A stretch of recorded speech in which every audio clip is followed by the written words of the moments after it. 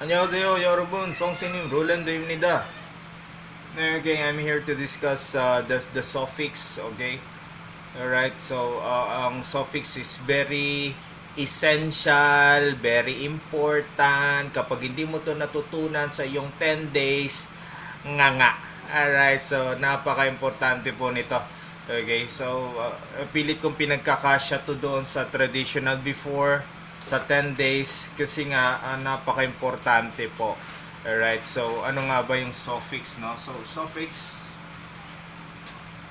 in Tagalog is hulapi. Okay, yan. Halimbawa, no? Yung word na kain. Alright, so we have the word lagyan natin ng hulapi, kainan. Okay, kainin. Alright, so dalawa lang halos, no? May naisip ba kayong iba? Wala na. Alright, so dito so bakit sir dalawa lang, no? Kasi sa Tagalog or sa Philippine grammar, no, sa balirala, bari lala, bari rara, okay, or grammar.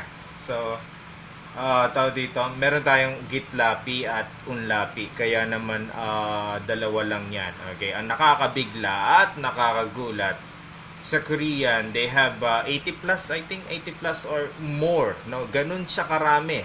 Kung isa doon o 10 lang ang alam mo, mahirapan ka, no? So kasi there's a lot.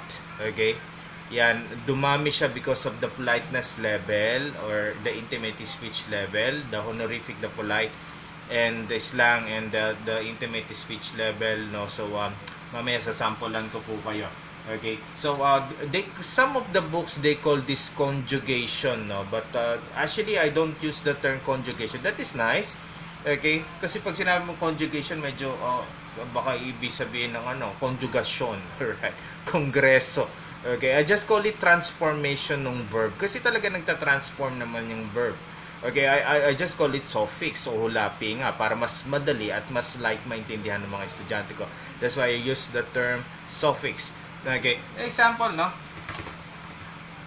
Yan nga, is 80 plus, no? So we have the word, halimbawa, the plain form. So, yung pinaka-paborito ng lahat, of course, kain. Okay, we have the word mokta, no? Of course, is read as mokta. Hindi po yan binabasa ng mokda, no? Kapag mokda po ang basa nyo, that is technically wrong. Okay? Is read as mokta. Yan, kasi nga ito nagkita. There's something like magkumpare because of the double. So, the Korean is read as mokta. Okay? So, ito, you will never see this word, okay, sa mismong EPS topic exam. Tandaan niyo yung sinabi ko, you will never see this word mokta. Okay, because this is the original form or the plain form, or they call it the written form, or the actual word, no, or the basic form ng word. Okay, so magtra-transforma muna siya bago mo makita yan sa iyong exam. So, example, no? So, lalagyan natin ng suffix, no? So, gagawin natin simple present tense. Okay? So, alam niyo yan. Mogoyo. Tanong ang paano siya naging ganyan? Anong rule lang kinonsider? It's a long story. You have to master my 1 to 6 rule po para maintindihan to. Okay, this is one. Okay, simple present tense to, no? So, this is word kain. Okay, and it becomes kain po. Okay. Kain po.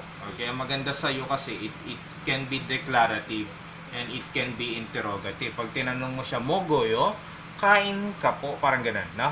So, dagdagan natin, no? As another suffix is moksumnida. Okay?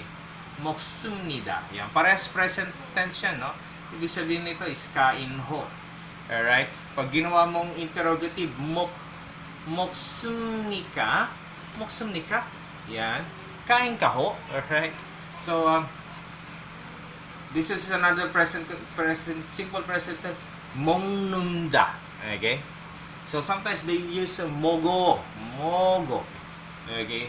Alright? If we're going to turn the past tense, mogosoyo. Alright? Past tense honorific, mogosumnida. 먹었습니다. Alright? We're going to turn in the future tense, no? Yung 먹을 겁니다. And so on. Okay? Marami po ang suffix class. Okay? So, the problem is, halimbawa, nag-aral ka, uy, sa ulo mo yung mokta, ay, alam ko yan, kain. Okay? Kain. Pero nabasa mo sa no? Sa mogos, mogos, patay na. Hindi mo na alam kung ano yung mogos sumida. Kain lang naman din yan. Okay? Tingnan mo, yung suffix, no, is 1, 2, 3, 4. 4 na syllable yung suffix. The actual word for kain is just mok. So, ganun po ka-importante ang suffix class, no? So, para sa akin, you have to study suffix. Okay? Suffix or conjugation. Okay? Is very few teachers only teach this. Okay? Okay? And, I don't need to mention anyone. Okay? But, you can see this from the books. Okay? But, studying this alone, it's gonna be hard. Alright, you will learn it, okay, but it will take you much longer time to understand. Okay, yan, especially sa mga hindi naman tayo pare-parehas ng isip. Ako po, Pentium 1 lang po ang isip ko. May iba mga Intel Core. Okay, so I-Core, no. So ibig sabihin, what I'm trying to say is hindi tayo lahat mabilis, may mga mabagal, may mahirap umintindi. So kailangan talaga i-guide maigi. So if you have question about this, of course you're free to ask, no. And then of course some of my students or the students, so tulong-tulong tayo sa room na para maintindihan natin about the suffix, no. Kaya sa ating free online class sa Messenger po, okay, I usually discuss suffix lagi. Kapag may bagong suffix, take note agad po.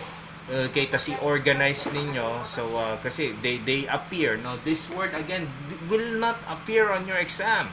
Okay, kahit sauluin mo lahat ng verse, puro ganito lang, sinaulo mo, patay ka. Okay, so you will still not understand this word or kapag naka-sentence form na po siya. Okay, again, that is the suffix, hulapi.